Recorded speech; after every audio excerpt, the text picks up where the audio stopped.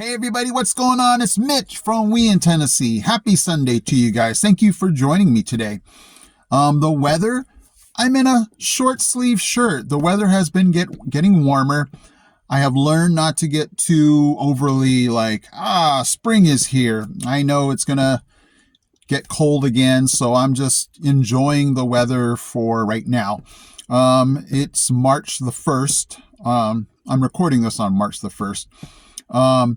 But it's been like getting into the upper 60s, low 70s, and it's like I'm cranking up the AC. I'm like, what is going on here?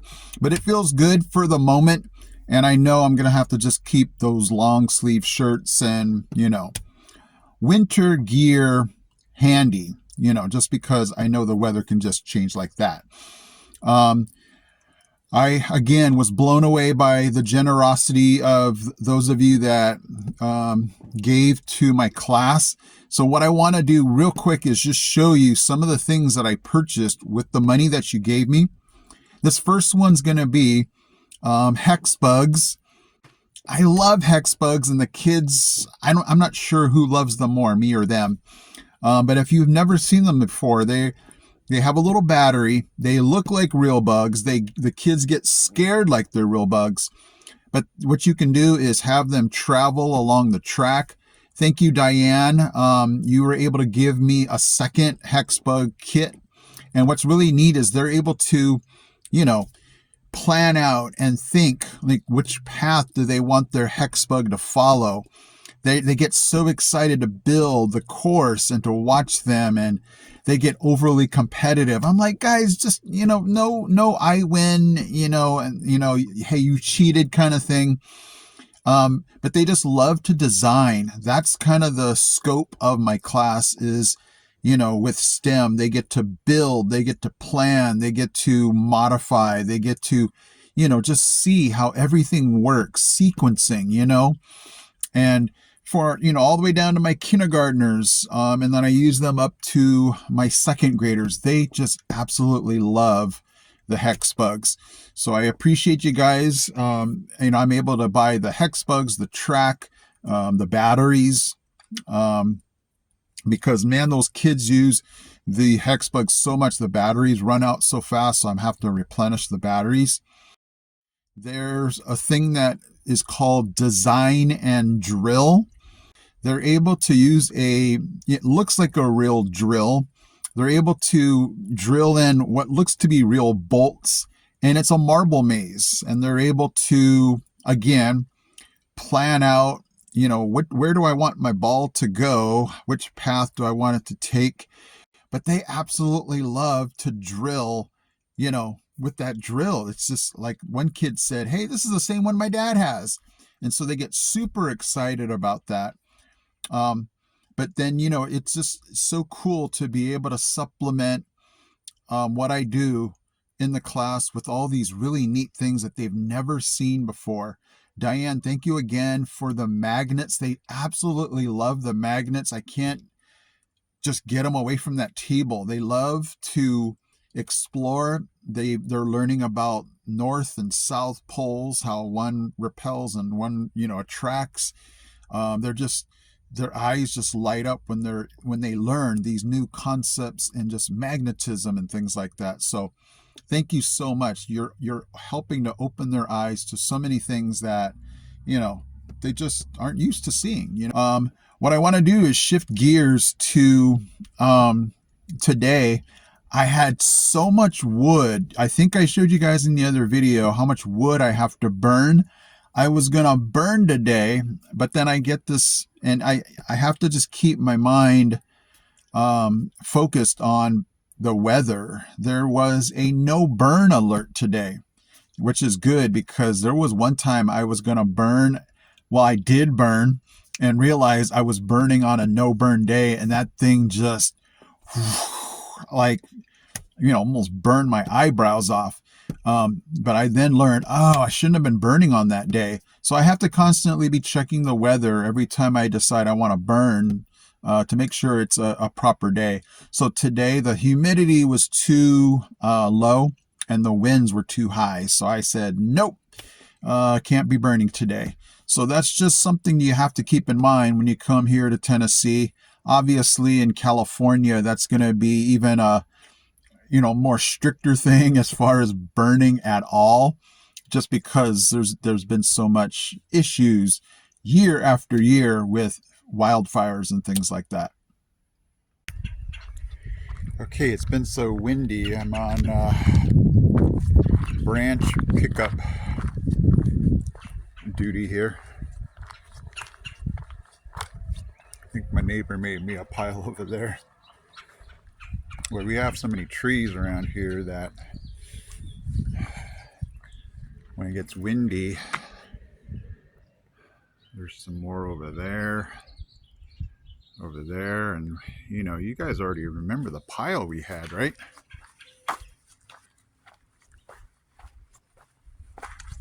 Look at this thing. This almost looks like the pile that we had when we first moved in, and we're just going to keep adding to it. We've been trying to burn, but we've been having no burn days, so we'll see about today.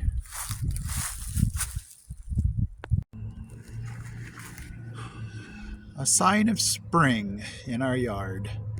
This lone daffodil's trying to somehow make it. And another sign are the tulips that my wife planted before it got super cold. Looks like they're trying to come up. Hey, wow. You just feel like a hunter and gatherer getting all this wood off the hills and under the trees. Not too shabby. And one day when it is weather permitting, able to burn, I'm gonna have a nice bonfire. All right, guys, I'm here at Asia Cafe here in Alcoa, Tennessee. And I've always wanted to know, how does shrimp tempura taste here in East Tennessee? I was in California and you got used to a lot of Asian restaurants because there's a lot of Asians in Southern California. And so coming here to East Tennessee, I wanted to know, hey, how do they stack up? So I'm going to give it a shot and let you know how it tastes.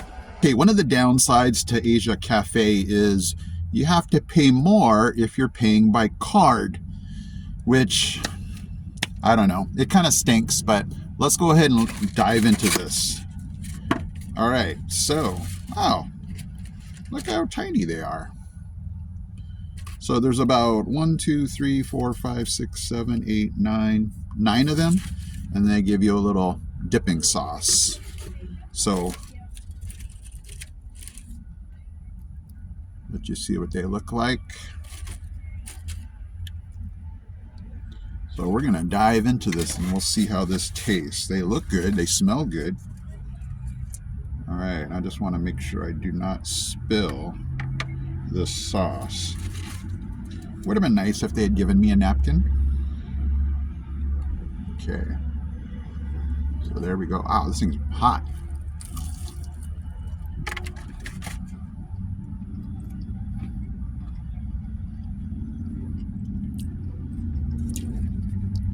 Okay, that's pretty good.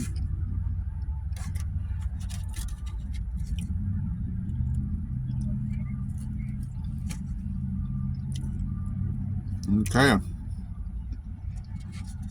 That's actually not bad.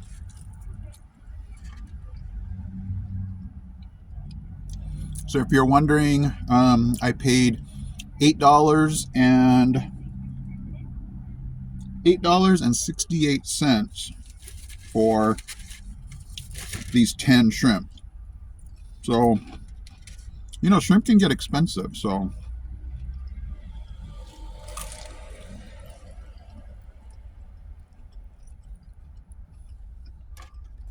wow, they're hot. They must have just made these. But these are good.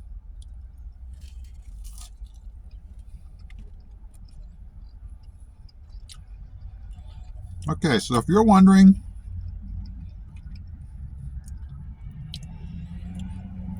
man, I'd give this an 8 out of 10.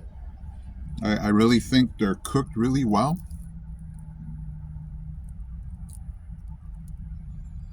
you know, I was expecting bigger because, you know, you always get those longer ones.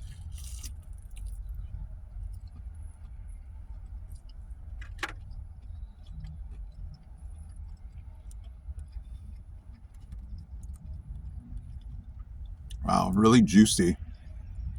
Crunchy and juicy. Crunchy on the outside, juicy on the inside.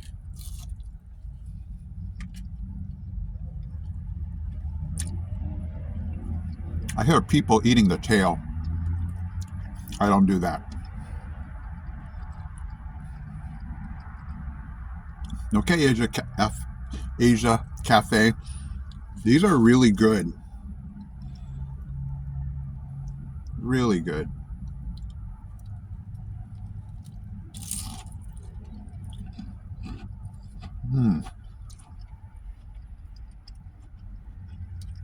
Now, being Asian, I should have ordered some rice to have this with, but I just wanted to focus on the shrimp.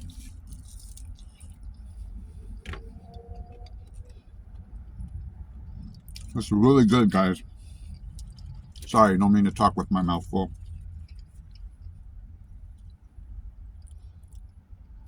This sauce is good too.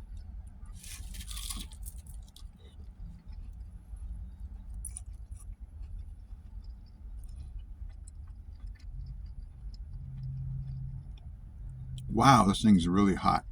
So that's, you know, it was made just to order.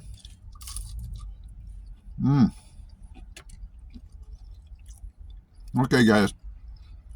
I would definitely give this an 8 out of 10. Why didn't I give it a 10 out of 10? I think the inside could be, well, I mean, the coating is fine. It's just when you compare it to, I don't know, usually you would get 3 or 4 longer pieces. I guess the shorter one, it just kind of threw me to see them so small. The bites, like each bite is juicy and buttery. To be honest, I don't know why I didn't give it a 10 out of 10. I guess just because my mind was expecting a different texture, because the ones that I'm used to, the coating is a little thicker, but man, these really are good. So there you go, guys. Asia Cafe shrimp tempura. Okay, guys, have a wonderful Sunday. Thank you for joining me. Thank you again to all of you that donated to my class. They love it. It's just amazing. Thank you guys from Maryville, Tennessee. I will see you guys in my next video.